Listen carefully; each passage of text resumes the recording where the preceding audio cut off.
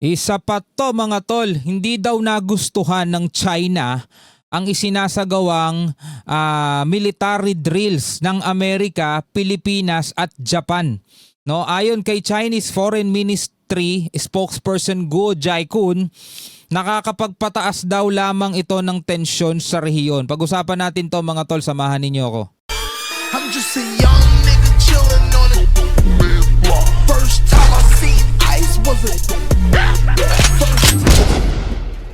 So ayon dito sa balita mga kapatid, sa mga balita, alimbawa rito sa WION, China warned the US, Japan and the Philippines against playing with fire. Yan ang paboritong salita mga tol ng China, playing with fire, paglalaro sa apoy. As they launched their largest ever joint drills, the exercises involve 17,000 troops and advanced weapons amid rising regional tensions. So bago lang tong balitang to mga tol, ito ay 18 hours ago. At ito panoorin natin dito sa UNTV yung report. China nagbabala laban sa Pilipinas-US-Japan military cooperation. Hindi nagustuhan ng China ang isinasagawang joint military drills ng Pilipinas, US at Japan. So kailangan ba magustuhan ng China? No? Kailangan ba nating humingi ng validation sa kanila? Na umano'y nagdudulot lang ng tensyon sa rehiyon. Ayon sa tagapagsalita, sila lang naman yung tensyonado eh. Nagsasagawa lang naman ng military drills eh, di ba? Ginagawa din naman nila yan kasama mga kaalyado nila eh. Ba't di nila pagsabihan yung kaalyado nilang North Korea na walang ibang ginawa kundi magpalipad ng mga ballistic missile? Kinundi na na ba ng China yung katropa nilang si Kim Jong-un na walang ibang ginawa kundi magpalipad ng mga ballistic missile at hindi ba nagdudulot ng tension yun? Samantalang itong mga military drills, which is normal naman ginagawa ng mga magkakaalyadong bansa, ang normal din naman nilang ginagawa kasama ng mga kaalyado nilang bansa. For example, nagsasagawa ng military drills ang China at saka Russia. Minsan ginagawa nila yun sa Sea of Japan. Hindi ba sila nagdudulot ng tensyon at kailangan kapag tayo nagsasagawa ng mga ganitong klaseng military drills, magbababala sila, di ba? Ng tensyon sa rehiyon. Ayon sa tagapagsalita ng Chinese Foreign Ministry na si Guo Jiakun, hindi dapat magdulot ng hidwaan sa rehiyon ang ganitong mga aktibidad. Git nito, mas kailangan ng Asia Pacific ngayon ang kapayapaan at katatagan kaysa sa anumang hakbang na maaaring sumira ng tiwala at pagmulan ng tensyon. Totoo naman kailangan talaga ng kapayapaan. Kailangan talaga ngayon mga tol ng kapayapaan, lalo na patuloy ang nangyayaring kaguluhan sa Middle East. Hindi na natin kailangan pa ng another kaguluhan na naman, lalo na kung dito pa mangyayari sa region natin. Pero syempre mga tol, bilang mga sundalo, anong gusto mong gawin nila? Matulog na lang sila sa pansitan? Natural, etong mga sundalo, payapa man o hindi, laging handa yan. Diba trabaho nila yan eh.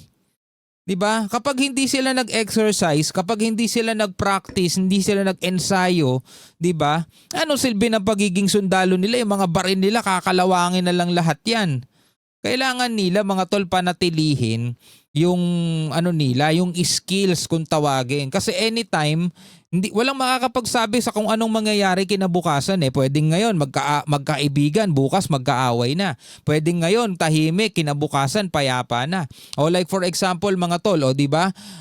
February 27, okay pa ang lahat. Biglang February 28, umatake bigla ang Amerika at Israel dito sa Iran mga tol.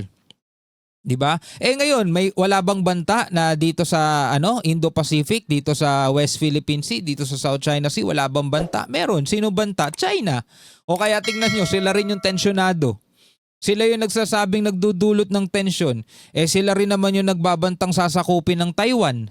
Diba? Sila rin naman mga tol yung ayaw bumitaw dito sa labag naman sa batas na pag-claim nila sa halos almost entire ng South China Sea pati yung West Philippine Sea.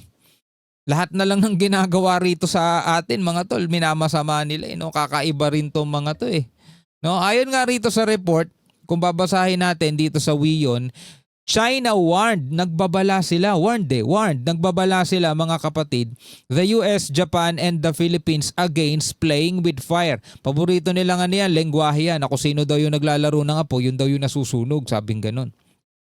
As they launch their largest ever joint drills, the exercises involve 17,000 troops and advanced weapons amid rising regional tensions. Sa gitna ng regional tension. So pero talagang tension na nangyayari.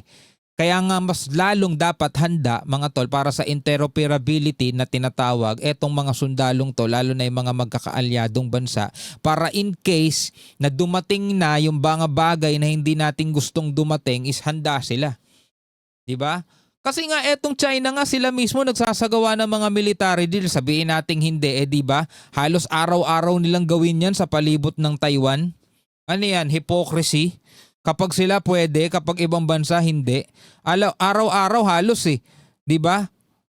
Halos isa loob ng isang buwan madalas silang nagsasagawa ng military drill sa palibot ng Taiwan.